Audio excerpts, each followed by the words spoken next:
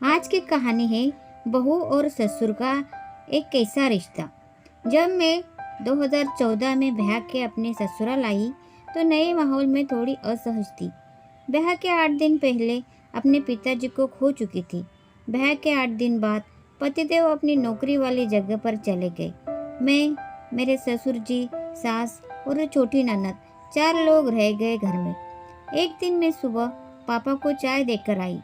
अकेले तो कभी चाय पीते ही नहीं थे। 6-7 उनके हम उम्र पड़ोसी के साथ बाहर बैठकर अखबार पढ़ते हुए चाय का आनंद लेते थे। मुझसे बोलते, ए रे निशी, मेरे घर का नाम निशी है, जरा अपनी मार्कशीट लेके आना सारी। मैं डर गई कि सबसे बीच मंगा रहे थे। वैसे ही प्रधानाध्यापक पद से सेवानिवृत्त हुए हैं। पता नहीं क्या गलतियां निकाली। मैं घूंघट में मार्कशीट देखकर दरवाजे के पीछे आकर खड़ी हो गई।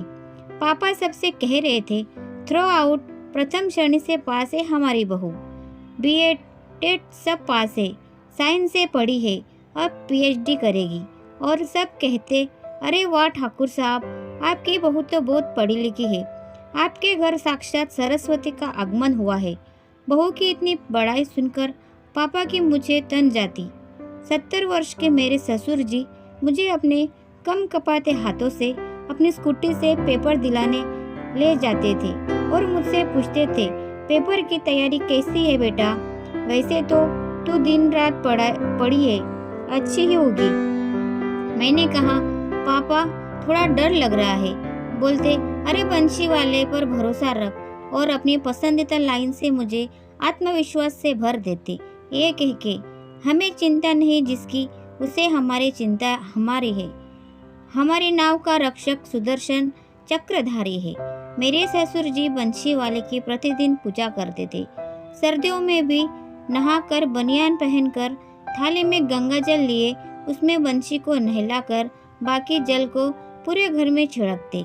घंटी तो उनकी पूरी पूजा में ही बजती थी। मेरे कमरे में भी खास कर आते और जल छिड़क कर जाते।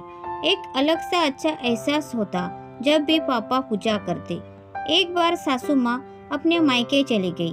पापा कहते, निशी बेटा, आज अच्छा मौका मिला है तेरी मम्मी की सालों से सड़ रहे राशन को छाट छाट के फेंकने का।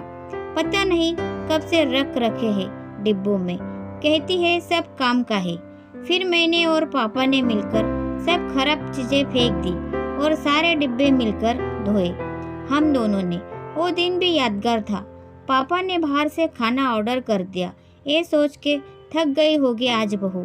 फिर मम्मी जी आई मायके से। जब रसोई में अपने सब डिब्बे खाली देखे तो आप लोग समझ ही सकते हो पापा की कितनी क्लास लगी होगी। मुझे आज भी याद है, जब मैं अपने पतिदेव के साथ उनकी नौकरी वाली जगह पर आ गई तो हर साल हम दिवाली पर जरूर जाते थे घर। लास्ट दिवाली पर जब हम घर गए, पापा की खुशी अलग ही तरह की थी। बेटे को पूरे दिन गोदी में ही रखते। बेटे का मुंडन भी उसी समय हुआ था। उसके सर पर हाथ फेरकर आशीर्वाद देते समय छल से आंसू टपक गए उनके। हम भी नहीं समझ पा रहे थे कि पापा अब की बार इतने भावुक क्यों हो रहे थे। हम जब घर से लौट रहे थे, हमारी गाड़ी को काफ़ी दूर तक निहारते रहे। हमारे आने के 5 दिन बाद ही पापा का फ़ोन आया।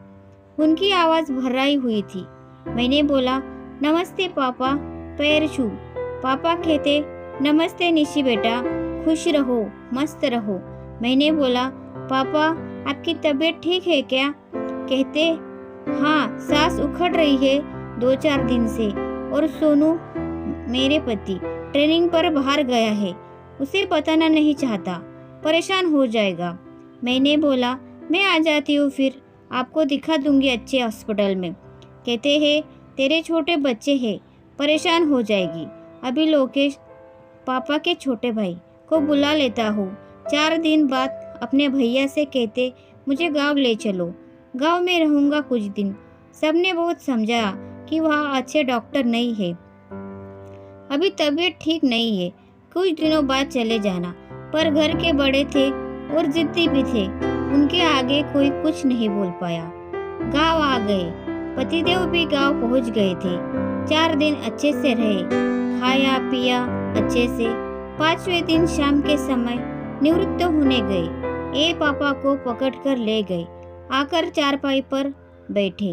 दिसंबर की ठंड में चाची जी से कहते, सारे खिड़की दरवाजे खोल दे। इतनी ठंडी हवा चल रही थी। पतिदेव उनके सिरहाने बैठे थे।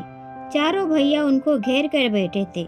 सासू माँ उनके लिए खाना लेकर आई। एक रोटी खाई। हमदम से पापा की सांस उखड़ी। गंगाजल मंगाया। 2 बूंद मुंह में डाला। सब कह रहे, क्या कह रहे हो? गाड़ी आ गई है, हॉस्पिटल चलो। चाचा जी के हाथ पकड़कर रोक लिया और उनका वही अंदाज में कहना, हमें चिंता नहीं जिसकी, उसे चिंता हमारी है। हमारी नाव का रक्षक सुदर्शन चक्रधारी है।